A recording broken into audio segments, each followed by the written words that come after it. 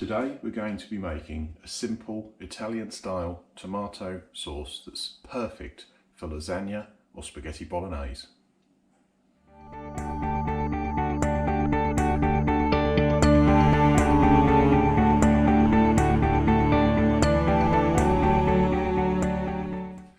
Okay, let's get started. What we're going to need today: 2 tins of chopped tomatoes. You can use whole ones if that's what you have, and we can simply chop them up.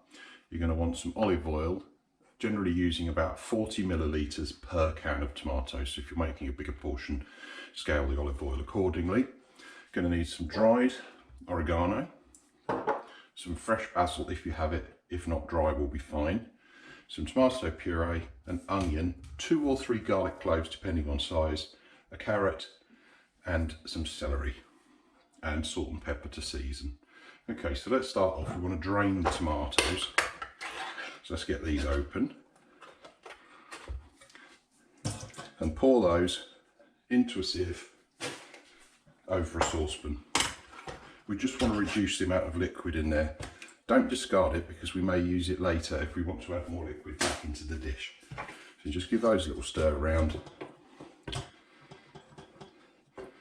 And while we prepare the rest of the ingredients, that excess liquid will slowly drip through. Okay. Let's start with the onion. Let's get the onion peeled.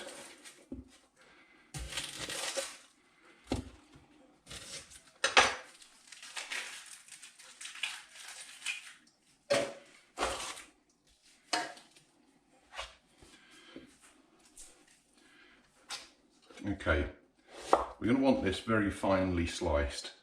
Everything that's going in here is in very small pieces. So I'll just get that chopped up nice and fine.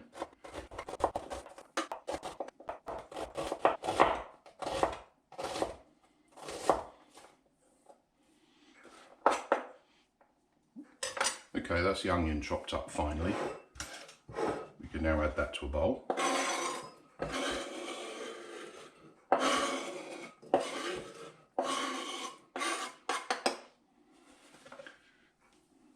With the 2 or 3 cloves of garlic, you can sit and peel them and chop them.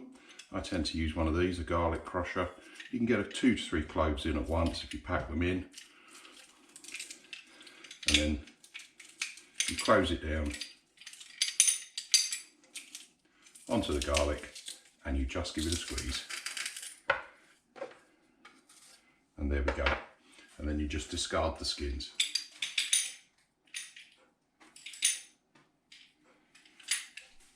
It's a really easy way of getting fresh garlic peeled. So we can add that to the bowl as well. Now we want to chop the celery, and we want it really fine. So if we put a couple of cuts down it lengthways and then chop it.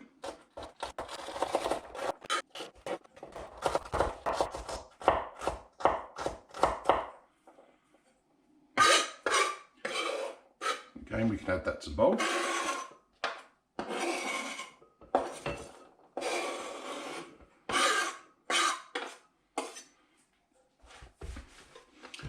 Then we want our our carrot, and we want that just quickly peeled.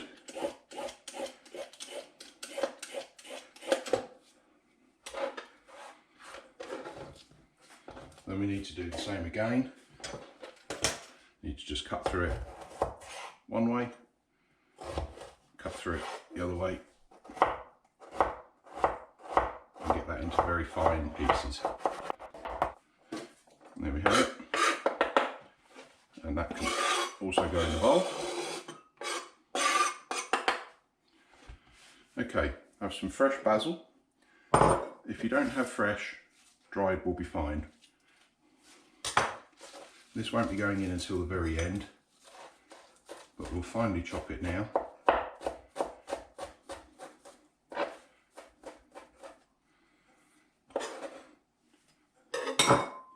And return that back to its bowl.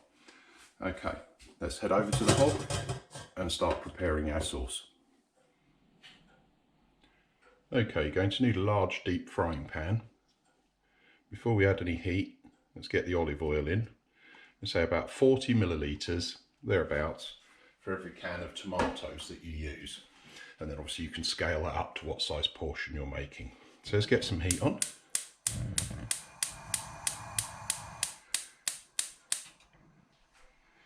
Now we're not frying the ingredients, we're warming the oil and softening them in the oil. If we fry, things are going to go crispy, they're going to go bitter. So we can put all the chopped ingredients in one go.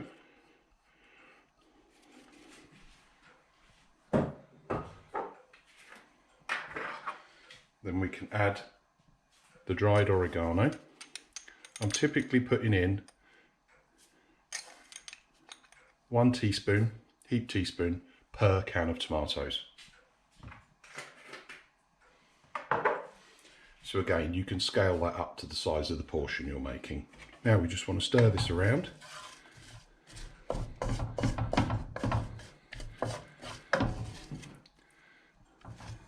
Now the ingredients are in, we can add a tiny bit more heat. We must make sure that we don't start frying the ingredients, we're simply softening them.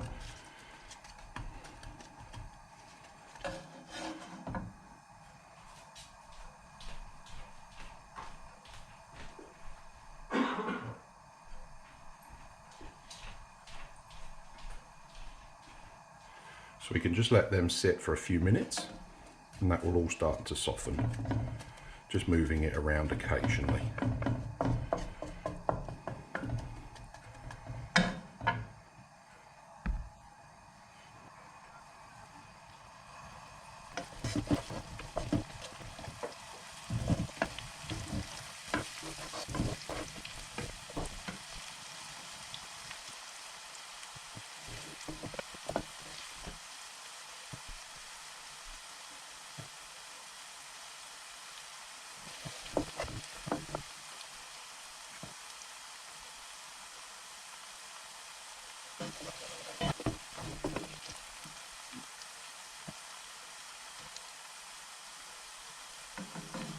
Okay, that's had about 4 or 5 minutes now of the ingredients softening in the oil, and they're starting to soften up quite nicely. You can also smell that oregano starting to sort of really wake up as it's got into the oil and starting to cook. Smells really good.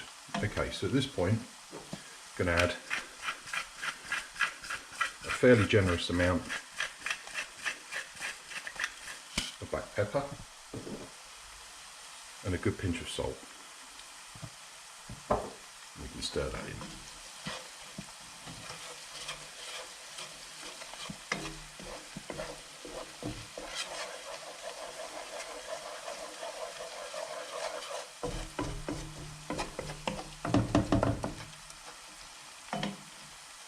Then we can add a tomato puree. You're going to want about 40 grams per can of tomato, so in my case that's about half a tube.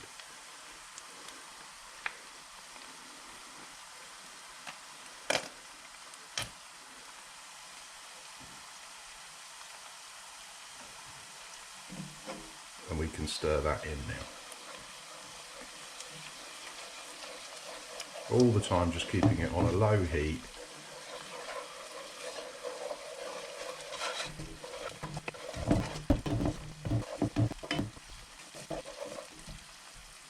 Okay, that's all nicely combined. Starting to smell really good at this point. Now the tomatoes that we were draining, I've just turned them around a couple of times with a wooden spoon and I've removed just about most of the excess liquid out of it. We can now add those. Don't discard the liquid because we may want to add that back at a later stage if we want the sauce to be a little thinner.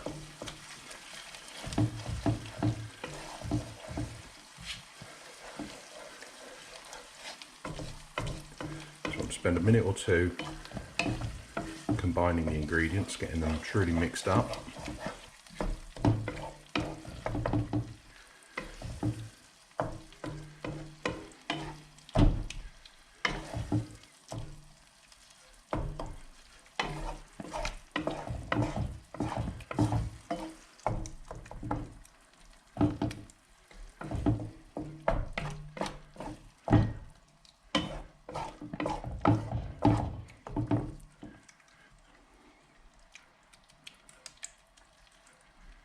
Okay, so we may want to add a little bit of that tomato liquid back in. Doing it this way, we can really control how much liquid's in the pan.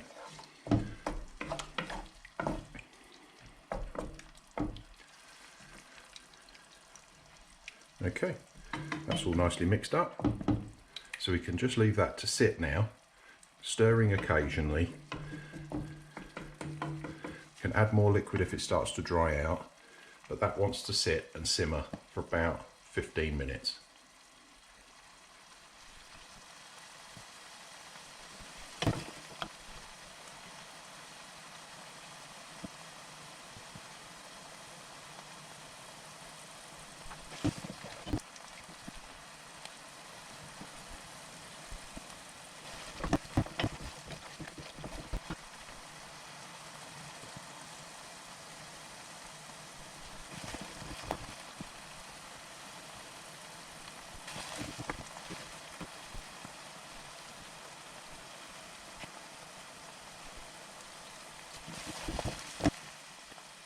Okay, there we have it. That's now been simmering away for about 15 minutes, stirring it every 3 or 4 minutes or so.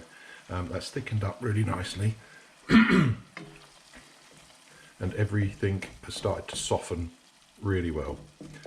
Now at this point, if you're going to use this for, say, a spaghetti bolognese or a small lasagna, you can fry off your mince, add it in, stir it all in, and away you go. What I tend to do is now leave this with the heat turned off, leave it until it cools down to the point that I can put it in the fridge, and then I'll have this for tonight's dinner by re-warming it and adding the mince at that point. It seems to improve it a little bit.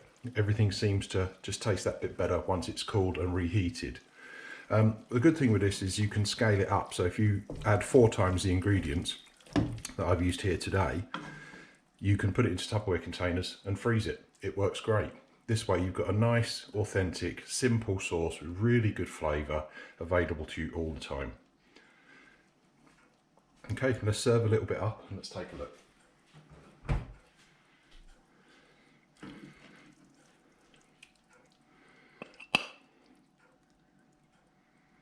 There we go. The finished item. If that's served as a spaghetti bolognese, add about 100 grams of mince per person. This would typically make a decent portion for 2 to 3 or possibly even 4 people. If you're making a lasagna for those people, you probably need about double this amount to make a really deep lasagna. Some people would add a little splash of wine at this point and cook in that flavour as they either reheat or once they've added the mince, and that's absolutely fine if that's what you'd like to do. Some people even add a little sugar. I find I don't need it with the carrot in there. That takes away the tartness of the tomatoes anyway, but it is entirely up to you. I hope you've enjoyed this video and found it useful. If you have, perhaps you'd like to give it a thumbs up. Consider subscribing to the channel and maybe hit that notification bell so you'll get alerts when I release future videos. Thanks for watching.